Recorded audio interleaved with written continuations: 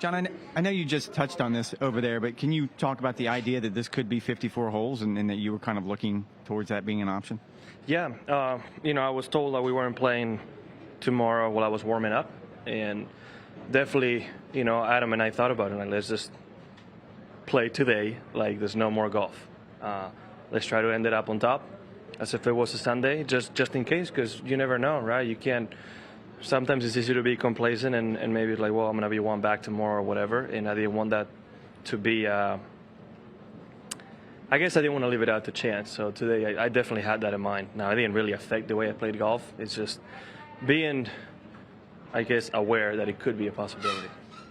How different do you feel about today's 67 versus the one you shot yesterday? Well, it's tough because I double bogey on 13. I made 2 good swings and the ball ended up in the water, right? I mean, that 4-iron was flushed. It was absolutely flushed. I started walking after because I'm like, oh, that's on the green. And I saw Adam wasn't, so I'm like, uh-oh. And I looked up, and it was a little higher than I expected it. And it seems like the wind might have picked up a little bit.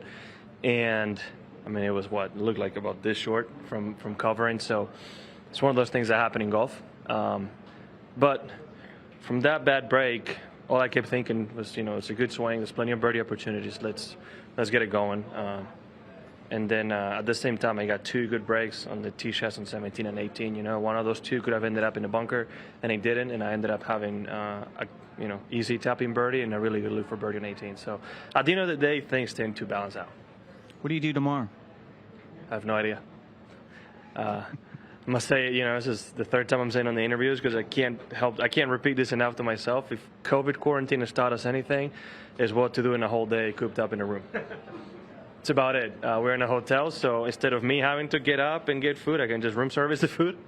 Netflix, and hopefully, the fitness center and the spa and some of the amenities at the hotel are open and we can take advantage of them. But I don't know. At the same time, we have a 4-month-old in the room that needs plenty of attention, so maybe do a lot of walks around the hotel, but I don't know. It's definitely going to be a fun family day. Have you ever had to sit on a lead for 2 days before? Not that I can think of, no. And again, the hesitation of, are we actually playing Monday? Because the forecast looks terrible Monday too. So I'm hoping, but no, I have not. I can tell you that. I'm thinking tomorrow as whatever. I don't even know. You're not ready for the rain because you're number 1? I honestly haven't thought about it, to be honest. If I had a 1-shot lead, I was a 17 under, I absolutely would be hoping the hurricane comes and just stays there for 2 days and then it leaves so we don't have to play again. But unfortunately, we don't know. And we'll see. Again, weather's hard to predict, right? So we can only take it day by day, and that's what I'm going to do.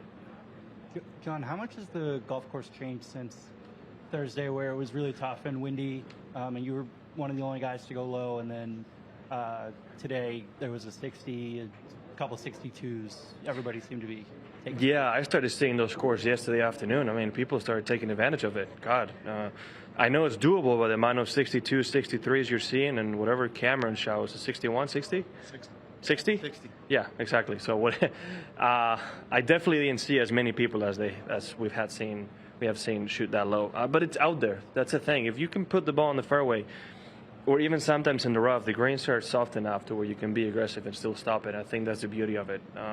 That's why you've seen some of those scores. Somebody's going to go aggressive, hit the right shot, and make the putts and put a low one out there. John, would you have liked to have tried to play 36 today? Just get it done? Well, it was too late to. I don't even know if we would have had time. If that was an option, yeah, it definitely. I would have been fine with it. What were you trying to do on 16 on your second shot there? Well, I read the lie, and it looked like a lie where the ball would just come out soft. And I was just trying to hit a flop shot that, if anything, will just end up short, and I'll try to get up and down for a par, right? Never in my mind I thought that ball was going to be somewhat of a flyer. That's why I went as aggressive as I did. Had I thought that was a possibility, I probably would have tried to run it up and be a little bit more cautious, but just read it wrong. I don't know. I just by looking at it, I didn't think that was going to happen. John, just want to ask, right after the Memorial, you come back, you win the U.S. Open. Now, first tournament back since the Open. you're in the lead. Do you play with any chip on your shoulder, or trying to make up for lost time or anything, or just doing your thing out there? Just doing my thing. I think this time I'm just more rested. I think I said it earlier in the week to where I definitely could have used a couple more weeks off after winning the U.S. Open. 2 weeks was not enough to feel fully rested, especially mentally.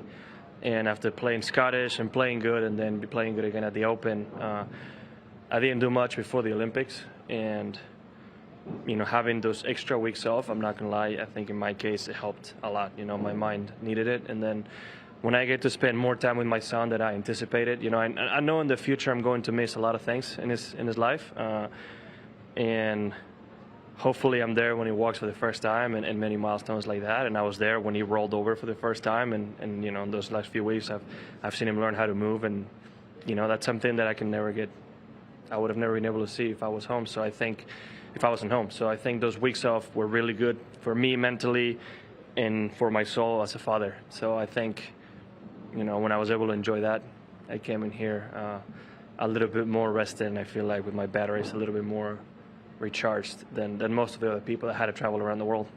Tony said he'd bring his putter, maybe even go play somewhere tomorrow, but will you bring any clubs with you to the hotel? No. God, no.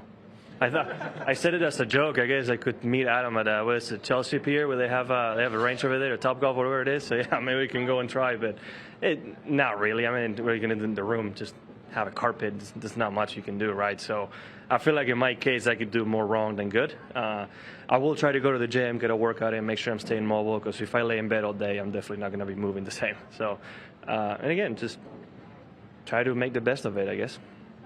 Thanks. Thank you.